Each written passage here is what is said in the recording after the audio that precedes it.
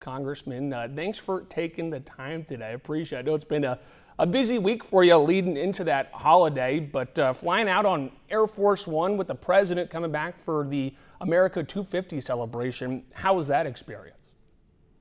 Well, Zach, it's fantastic. You know, as a combat veteran, I've flown on a lot of Air Force aircraft. I have to say, by far, Air Force One takes it a notch above. But even more important than that is we had the opportunity to share with President Trump firsthand the impact that this tax cut, energy independence, border security bill does for folks in Iowa.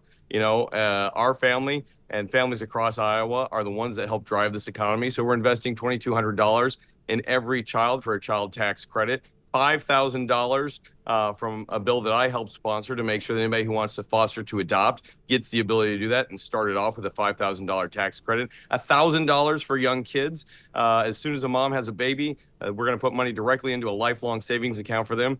Even more importantly, for working Iowans, this is a $5,000 to $10,000 tax credit. 85% of Americans are going to get this. And it also means that there's no tax on overtime, no tax on Social Security, and no tax on tips. This helps everybody from our seniors to that young waitress who's just trying to get started in life.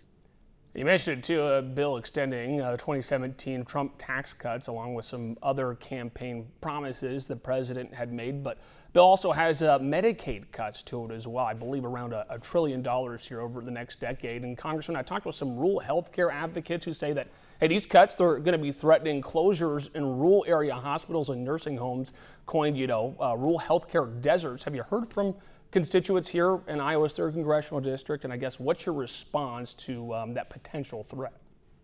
Zach, we take this very seriously. I've met with our hospital associations. We've been able to get $50 billion specifically for rural hospitals to help them. I believe strongly that preventative care, particularly in our rural communities, is the best way to keep somebody from having a long-term health issue that puts them in a much more expensive state. We also made sure that we were using a carrot and stick approach to things like Medicaid, like SNAP, to help families get the assistance they need. I'm happy that the House took up our version of my bill to make sure that those most vulnerable Americans, seniors, pregnant women, children, folks with long-term disabilities, that they are all still covered by both Medicaid and SNAP. But we also put some provisions in there to make sure that the hundreds of billions of dollars in waste that were being executed poorly at the state level were being held accountable. This is what I call the stick approach. So states that have large fraud, waste, and abuse. And let me tell you, New York has double-digit percentage failure rates. New Jersey, 35. There are other 8 states out there with 60% fraud, waste, and abuse. That's bleeding out the system. And candidly, it's hurting those folks that need it most. So we said to states, if you're going to have a above 6% error rate, well, then you're on the hook for helping cover some of those costs. Luckily, Iowa is one of those states that's doing it well. And we shouldn't see our vulnerable Iowans having to pay or receive less and taxpayers pay more because of other states that are doing this poorly. So I think this is a good step forward to making sure that these programs that are there for a reason are able to be successful now and long into the future. Every vulnerable Iowan gets what they need. Every taxpayer knows that their money is going to good programs that are working, not ones that candidly, over the last, 4 years of the Biden administration, added 90 million new people to a benefit system, many of them who didn't need those benefits.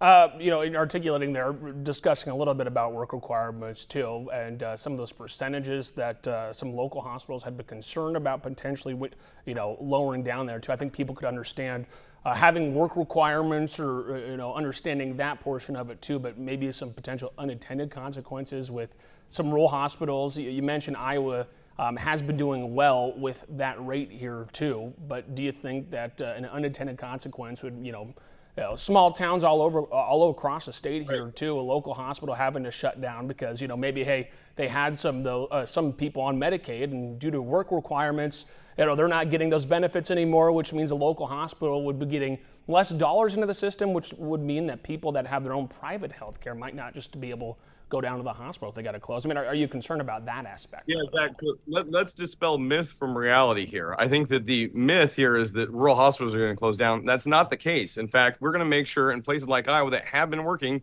they're going to continue to receive that. If you're a Medicaid recipient, if you're a Medicare recipient, you're still going to have those benefits here. But what we are talking about is if you are an able-bodied individual who has for the last decade been sitting in your parents' basement playing video games instead of getting a job, our workforce needs those folks too. And so here's my commitment that if anybody who is in need of this works there 20 hours, who's not in those categories I mentioned, vulnerable Iowan, senior citizen, a child, or a pregnant mother, or someone with long-term disability, that they either work 20 hours a week, that they enroll in volunteering for 20 hours a week, that they go to school for 20 hours a week, or if they're in a rehab program or a mental health program, they stay in that for 20 hours a week. Those are all very achievable. Those are things that help grow our workforce, and we offer a hand up, not a prolonged handout, as we have seen the system just balloon over the last 4 years.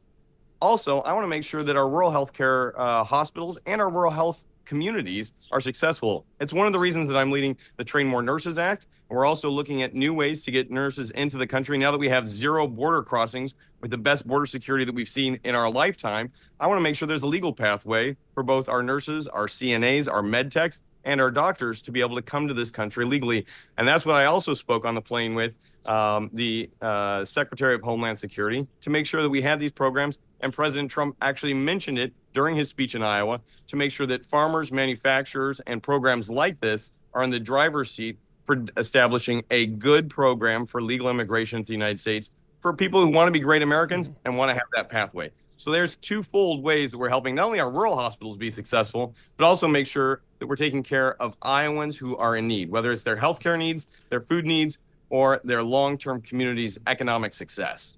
All right, well, I got two more here for you, Congressman. Yeah. Last about the big, beautiful bill, now law, so I have to have a different acronym maybe then too, with an L. But anyway, adding an increase to the federal deficit by over $3 trillion over the next decade. And, Republicans like yourself back in May 2023 had compared the debt, to an individual's credit debt, asking them, hey, would you continue to spend that much, if you have that much debt? I know that 5 years from now, there's going to be a way for the bill to not be adding to the deficit here too, but what would you tell your constituents that say, and not an empty promise, but it feels like, okay, we'll get to it eventually, we'll get to this eventually. What would you tell constituents that are concerned about that debt being added? Yeah, I think it's a legitimate concern. So let's talk about two things. First and foremost, this is the largest tax cut in American history. That's real money back in every Iowan's pockets. And we've seen this in Iowa. When we inherited a massive deficit from Democrat governors, we provided the largest tax cut. I helped lead that charge in the state legislature. And as a result, we saw our economy explode because Iowans had money. They invested in Main Street, in family farms, in their own communities.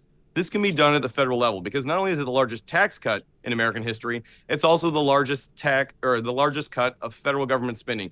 Over $1 trillion are being cut from government programs that have been proven to be fraudulent, have been wasteful, have just abused their ability. This means we get to grow our economy. And you can't just cut away. You also have to grow at the same time.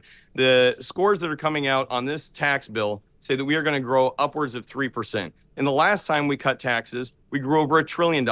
So we have to be able to both grow and be fiscal stewards of our taxpayer money going forward. I'm very happy that this bill does both. I certainly would like to have seen more cuts to federal spending at the federal level and give that back to the states for responsibility because they're closest to the people and able to do it. But I'm very happy to say that tax cuts and government cuts in spending are two ways not only to grow our economy, but to start paying down that $37 trillion in national debt and get us all to a better space going forward. Okay, last thing here for you. President Trump, just at the end of last week here too, endorsing you for a third term. So I'm just wondering, there's a lot of shakeups here in the state, in the political world, both at a state and federal level. Are you planning on running in the 3rd district, seeking your third term again, or are you eyeing potentially another office? Well, here's what we made the commitment to. We were going to finish this big, beautiful bill. We just got that done on Wednesday. We flew back to Iowa on Thursday, and now we're talking to people across the board. My major push, particularly this week, is to make sure that everybody knows the huge impacts that this is going to make to help every Iowan.